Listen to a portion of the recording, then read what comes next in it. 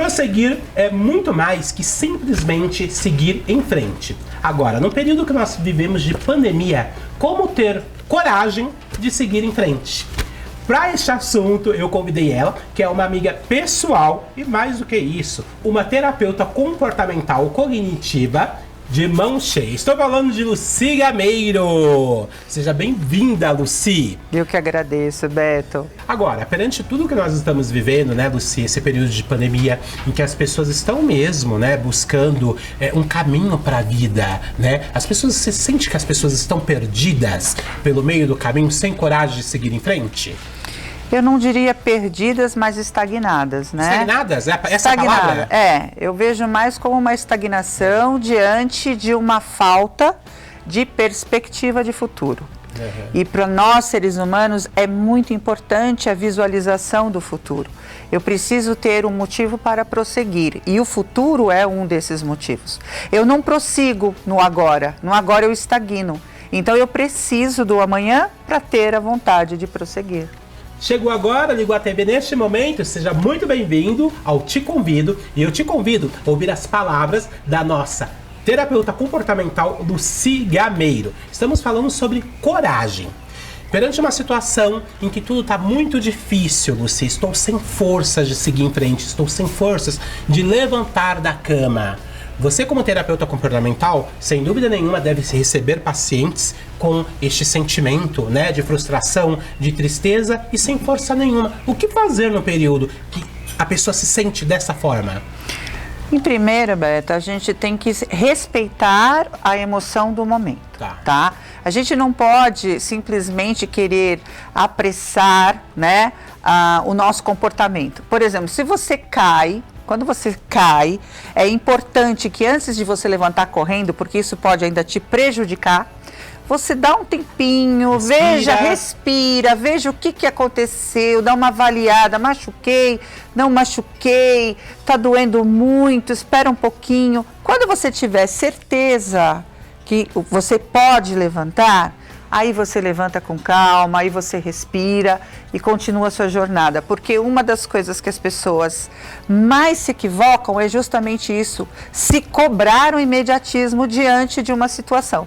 Então, por exemplo, eu estou triste, eu estou desestimulada, eu estou desanimada e eu acabar me forçando, sabe, a ter uma atitude contrária, tipo, como se nada tivesse acontecido. E isso é o que mais machuca ainda o ser humano. Então, a minha dica é que, em primeiro lugar, respeite o seu momento. Se você passou por uma perca, por um trauma, alguma coisa assim, saiba que é extremamente natural que você passe alguns dias assim, não querendo se mover, não querendo conversar, querendo ficar mais quietinha com você mesmo. O que a gente alerta é que este período não pode ultrapassar no máximo 3 meses. Aí a gente. Mas 3 meses. 3 meses, então, Gameiro. Não é que dá. Na verdade, o seu corpo muitas vezes vai exigir isso. Tá. O que a gente faz é se forçar a não ficar. Tá?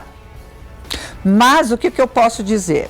Por que 3 meses, Beto? Porque de repente você pode estar entrando num processo de depressão, ou então você está entrando num processo de tristeza profunda. Então, antes da gente sair, assim, apressadamente, já julgando que se trata de uma depressão, buscando remédios antidepressivos e tudo mais, é importante saber que nós temos períodos e devemos respeitá-los entre uma emoção e outra. Essa história que falam por aí, que você tem que aprender a controlar os seus sentimentos, eu acho errado, eu acho na verdade um crime, porque como é que você pode controlar seus sentimentos se existem mais de 30 mil sentimentos? Então não tem como você aprender a controlá-los. Meu Deus do céu. Exatamente. Você tem noção do que você está falando? Tenho. Uma pessoa pode ficar 3 meses parada. Então isso quer dizer que é como a natureza. Sim. Né? Por exemplo, a gente tem o período do outono, em que as folhas caem, a árvore fica pelada.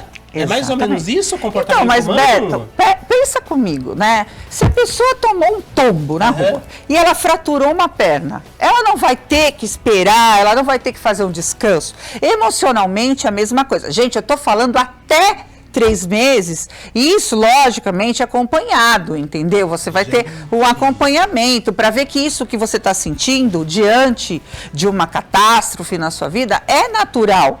Você não ter vontade depois de uma tragédia é natural. O que muitas vezes a gente faz é exigir que o outro imediatamente levante, se reconstrua e parta para a vida.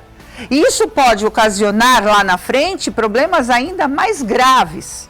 Então é nesse sentido que eu estou te falando. Eu não estou falando, a pessoa, não, eu vou ficar trancada no meu quarto sem fazer nada. Não. Ela vai procurar, sim, acompanhamento, porque quando você se machuca, você faz o quê? Vou ao médico. Vou ao médico. Sim. Sabe, doutor, ó, tá doendo, eu achei que não tinha machucado, mas tá doendo muito. Vai ver o que é. Mas não se desrespeita. Eu acho que a autoviolência é muito pior do que outro tipo de violência praticada com você. Então, quando se trata de uma dor na alma, você indica o quê? Procure um profissional, pede ajuda, né, para você se reconstruir e aos poucos, não é de uma vez. Não, gente, não é de uma vez, tá?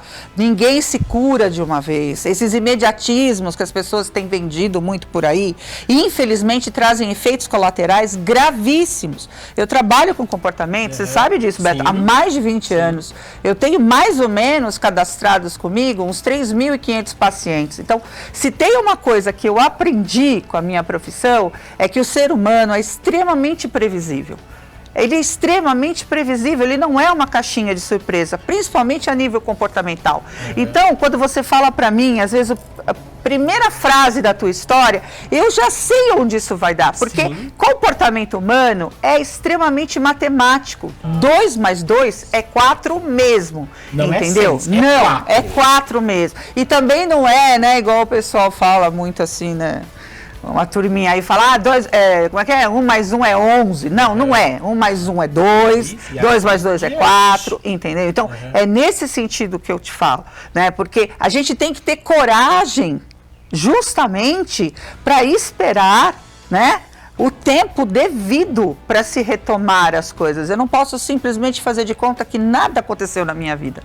Porque existe o tempo natural da cura, né? Assim quando você vai numa árvore, eu falo da natureza, porque eu trabalho, e eu acho que é muito parecido, nós seres humanos, com a natureza. Quando você vai numa árvore e você tira um galho dela, ela sente a dor. E ela vai precisar de um tempo para cicatrizar, né, do cigameiro. E com o ser humano é igual, precisa desse tempo. E principalmente, eu acho que você pode falar com muito conhecimento de causa, que é importante as pessoas ao redor também respeitar esse tempo do outro, Lucy. Porque as pessoas têm muito de querer apontar, de falar, ai que é frescura, ai que é preguiça, ai que é aquilo, ai é que é colar, né? Como é que você vê isso? Bom, eu vejo isso com total desrespeito, uma total irresponsabilidade afetiva sobre o outro, entendeu? Então eu penso assim, se você não tem nada de bom para falar para alguém, fecha a boca, fica quieto, entendeu? É curta, viu, gente? Breve. Mas não é verdade, Beto, porque quem é você para falar da dor do outro? Você não tá dentro dele, entendeu? Para simplesmente chegar e falar que isso é uma frescura.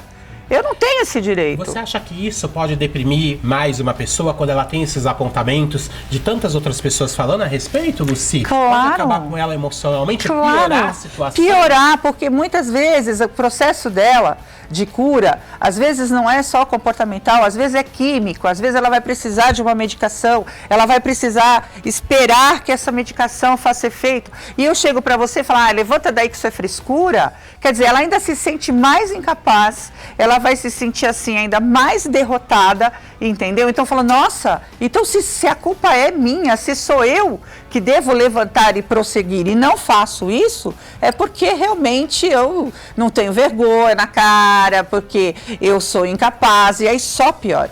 Ó, tem uma pergunta pra você, Lucy. O Felipe tá querendo saber o seguinte: se não querer sair de casa ou não querer saber de namorar, pode ser um sinal de depressão? Eu, por exemplo, não gosto de sair de casa, sou preguiçoso, né? E tem muitas pessoas que realmente, né, acabam não tendo muito estímulo pra sair pra um passeio, uma reunião de amigos. Pode ser um sinal de depressão? Não, não. é uma coisa que eu sempre falo, né? Principalmente no meu trabalho, a gente tá aí vivendo uma cultura do imediatismo, né? Da generalização apressada. Então tudo virou depressão. Eu não quero sair de casa, tô depressivo. Tô deprimido. Sabe? Eu quero ler um livro quietinho no meu quarto, tô depressivo, entendeu? Não quero pentear meu cabelo hoje, tô depressivo. E não é. Tirar o pijama. Não quero tirar o pijama. Gente, depressão é um assunto tão grave, entendeu? Que a gente não deveria generalizar de forma alguma. O querer ficar em casa, o querer ficar mais recolhido, tem muito mais a ver com a solitude do que com depressão. É óbvio que eu tenho que analisar outros comportamentos dessa pessoa, entendeu? Porque a gente também tem casos, por exemplo, depressão sorridente. A pessoa sai, ela se diverte, ela vai de balada em balada, ela namora todo mundo, mas dentro dela está ocorrendo uma depressão gravíssima, que a gente chama de depressão melancólica. A melancolia, ela é um sentimento muito mais tóxico do que qualquer outro. E como que se descobre esse estilo? É um perfil de depressão? É um perfil. Você tá rindo, tá feliz. Você, como um amigo, não tem como saber. Então, normalmente você pergunta. Você pode até perceber, né, Beto? Quando você é bem amigo de uma pessoa, e eu sei que você é desses, né? Que você realmente nota a pessoa. Capta. Então você geralmente percebe, aí você chega pra ela e fala assim: você tá bem? Aí a pessoa fala: não, tô bem, tô ótimo.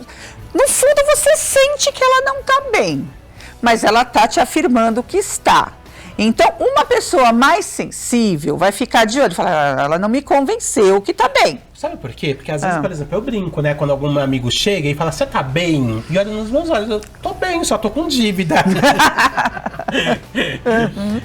Mas é isso que eu te falei. Então, assim, a depressão sorridente, o perigo dela é justamente esse, porque quando essa pessoa cair no poço, que a gente fala, né? No fundo do poço, cai, Beto, porque o fundo do poço é o seu, nada mais do que o seu próprio interior. É quando você vive um ostracismo, sabe? Você se recolhe totalmente do mundo. E na melancolia, né, esse processo mais doloroso da depressão, imagina então um fundo de um poço. Nossa. Imaginou o fundo de um poço? Sim. Você fala quando a pessoa está com uma depressão é porque ela está no fundo do poço. Agora imagine um lugar além do fundo do poço. Onde é? Este é a melancolia, gente. É um sentimento que te leva a cavar com as próprias mãos um lugar mais profundo do que o fundo do poço. Porque no fundo do poço eu ainda olho para cima e desejo ser salva. Na melancolia, pelo contrário, eu quero me esconder do mundo, eu vou cavar, eu vou jogar terra sobre mim. Então, esta é uma depressão que normalmente leva a um suicídio, porque a pessoa realmente se desconectou desse mundo. Então é importante falar para você que está aí nos acompanhando, tem aquele amigo que é amado, tem aquela amiga que é amada, liga, dá importância, pergunta como é que você está, entendeu? Como é que estão as coisas, tá tudo bem, tá tudo legal, está precisando de algo? Porque muitas vezes as pessoas fecham o seu mundo para visitação e a gente lida como se estivesse tudo bem, né, Lu? E vai deixando. É importante também os amigos terem essa preocupação, os familiares também, porque muitas vezes acontece dentro da própria família, né, Lucy Gameiro? Então, mas com essa tal de falta de tempo, que todo mundo agora, né, o argumento mais convincente é que nós não temos tempo, a gente negligencia, porque daí você chega e fala assim, né, o amigo fala: tá tudo bem, você fala: então tá tudo bem, deixa eu correr com a minha vida aqui, tá tudo bem e tal. E aí é que tá o grande perigo, Beto. Por isso que eu falo, nós deveríamos voltar a cultivar a paciência, a tranquilidade, de poder ouvir uma pessoa, ou pelo menos de senti-la. É como você falou, às vezes eu não vou te falar, né, que eu tô mal, que eu não tô bem, claro. Mas você, com a tua sensibilidade da tranquilidade, percebe. E aí você realmente vai oferecer ajuda. Muito bom. Mas olha, Lucy Gameiro, tem aqui pra você, deixa eu virar aqui nossa fichinha, porque tem uma pergunta aqui pra você do José Edinaldo. Roda o VT pra você ver. Olá, Lúcia. Eu sou o Edinaldo aqui de Guarulhos. Gostaria de saber como que a gente consegue lidar com a perda. Eu perdi vários amigos nessa pandemia e assim, tá sendo difícil viver sem eles. José Edinaldo, a dor realmente é grande, né, Lucy? E aí? Então, a dor é grande, mas a gente pode até assim, amenizar um pouco essa dor, sabe? Algumas palavras, Beto, elas podem acentuar a sua dor ou diminuí-la. Eu não gosto muito dessa palavra ou desse verbo, né, perder. Eu não acho que a gente perdeu grandes amigos. Eu acho que a gente, né, assim, passou, né, por uma situação em que o amigo me deixou, mas não foi uma perca. Você nunca vai perder o que você viveu com ele. Então, para amenizar essa dor que é gigantesca, se apegue mesmo às lembranças. Eu sou super a favor do apego. Muita gente é contra, muita gente ensina as pessoas a desapegar. Se você tem que ser desapegado, gente, não faça isso. A gente não sofre mais que muito mais. Não, Beto, sabe por quê? Porque você não se sente vazio. E é justamente o que as pessoas falam para você fazer. Você tem que esquecer. Não, você não tem que esquecer. Você tem que se lembrar, sim. Por isso que o velório é muito importante. Porque é o momento em que você está ali diante de uma pessoa querida e se lembrando das coisas com que você viveu e que ela esteve com você, entendeu? Então, assim, é uma dica minha isso, entendeu? De que você realmente viva isso.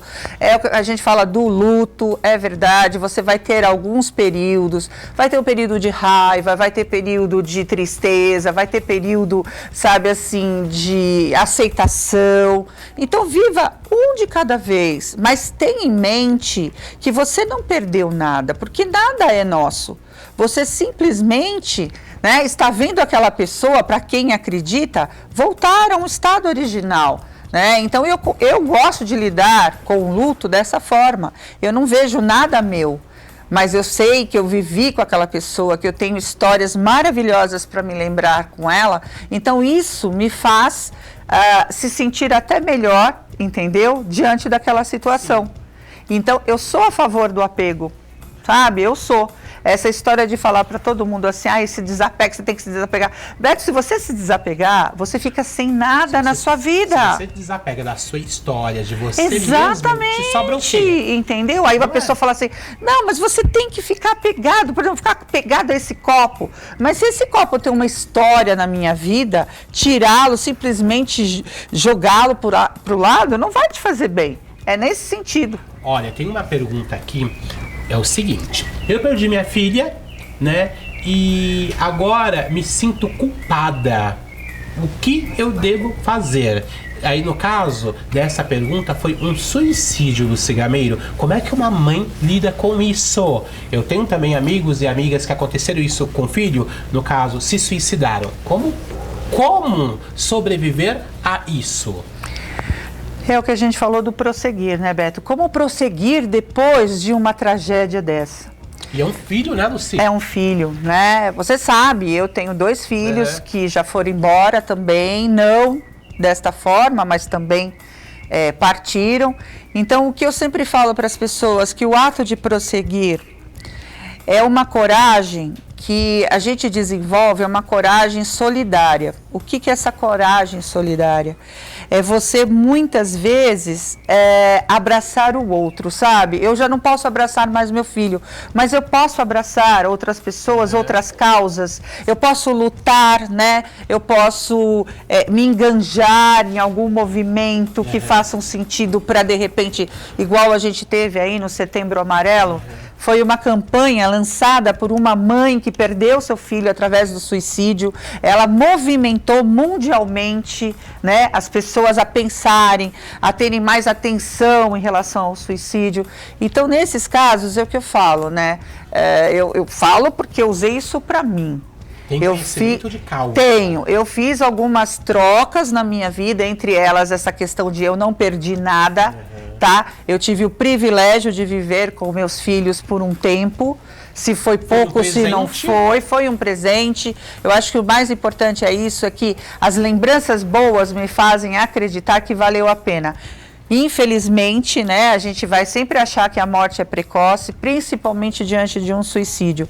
Suicídio é um tema que eu lido diariamente, porque no meu consultório, em palestras, então a gente está sempre falando a respeito disso. Não é fácil para ninguém, principalmente o familiar. Mas dá para seguir em frente. Deve-se seguir em frente para justamente honrar essa pessoa que você tanto ama e que nos deixou? Eu tive uma amiga que ela perdeu o filho, né, um adolescente dentro da própria casa. Ela se mudou porque não aguentou ficar na casa. Né? Eu acho que deve ser, de fato, muito doloroso. E a maneira que ela viu de se reconstruir foi ajudar outras mães que passaram por essa situação, Lucy. Exatamente. Foi o caso que você falou. É preciso seguir em frente, né? Fazer um movimento para que ajude outras pessoas e você fortalece também tantas outras pessoas que estão passando pelo mesmo momento que você passou. Porque essa questão da culpa, né? Ela realmente ela fica acentuada, mas se você entender, né, que existe um individualismo em cada pessoa tem um ser individual, que tem decisões próprias, que tem sentimentos próprios, né, e que quando uma pessoa está decidida a um suicídio, Roberto, é muito difícil você, como falo, reverter, né, porque para a pessoa ter chegado a este ponto, ela fez um balanço geral da vida dela ali, por incrível que pareça, e viu que a conta não fechava. Então, é por isso que é melhor você ficar atento aos sinais para tentar ajudar essa pessoa. Porque quando ela realmente está decidida, né, a cometer o ato, é muito difícil você tentar prever essa situação. Então, o meu conselho para essa mãe é que realmente ela desenvolva essa coragem solidária de prosseguir ajudando outras pessoas a não passarem por isso. Olha, tudo muito importante que você falou, Lucy Gameiro. Você sabe que eu sou seu fã, né? Não é de hoje. Eu acho que a Lucy sempre conforta o nosso coração, sempre nos dá norte, né, pra vida. E como é importante a gente ter um mentor. Eu sempre falo isso pra Lucy Gameiro, né? Então, vou deixar aqui o trabalho da Lucy Gameiro. Você que quer procurar aí um terapeuta, né, quer uma ajuda. Então, você encontra a Lucy no @lucy.gameiro, @lucy.gameiro. Inclusive, você atende aqui ao lado do metrô Ana Rosa, praticamente dentro do metrô, né, Lucy Gameiro? É ali na estação Ana Rosa, no Largo Ana Rosa mesmo. Tá. Algum telefone, Lucy, que você queira deixar para quem quiser fazer contato, marcar um horário com você? Porque a Lucy traz isso pra gente, essa paz, né? Você aprende, você absorve o que ela fala e você consegue ter um entendimento do momento que você está passando. Que talvez não seja fácil, mas Lucy Gameiro sempre tem aí uma palavra de conforto. Obrigada, Beto. Pode ser, no telefone é o 5083-8535. Repetindo, 5083-8535. Deixa uma mensagem para aquela pessoa que está te ouvindo ali do outro lado da tela, Lucy Gameiro. O que eu tenho para dizer para vocês é que, independente do que tenha te acontecido ou do que tenham te feito, você tem o direito de prosseguir. E para prosseguir, você precisa de uma única coisa: ter vontade de viver. E essa vontade de viver, ela vem exclusivamente da vida, de nenhum outro lugar. Então valorize ela, olhe para ela, honre as pessoas queridas que você já teve na sua vida ou que você ainda venha querer ter. Esse é o meu recado para vocês: prosseguir, prossiga. Eu sempre brinco com você, né, Beto? Continue a nadar, porque eu não sou a favor de recomeço, você sabe disso. Recomeçar cansa, esgota, desanima. Então continue. Caiu? Levanta, dá um tempinho e continue. A gente tem um objetivo, é chegar ao final. E eu só vou chegar ao final se eu prosseguir. Tem que continuar. Parabéns, Lucy Gameiro. Claro que Lucy Gameiro volta aqui ao nosso programa. Sempre uma alegria e prazer te receber. E eu tô aqui seguindo com Te Convido. E agora a gente vai pra cozinha, porque o nosso chefe, Léo Duarte, tá lá e vai nos ensinar a fazer um pudim. Só que não é um pudim qualquer, não. Acompanhe.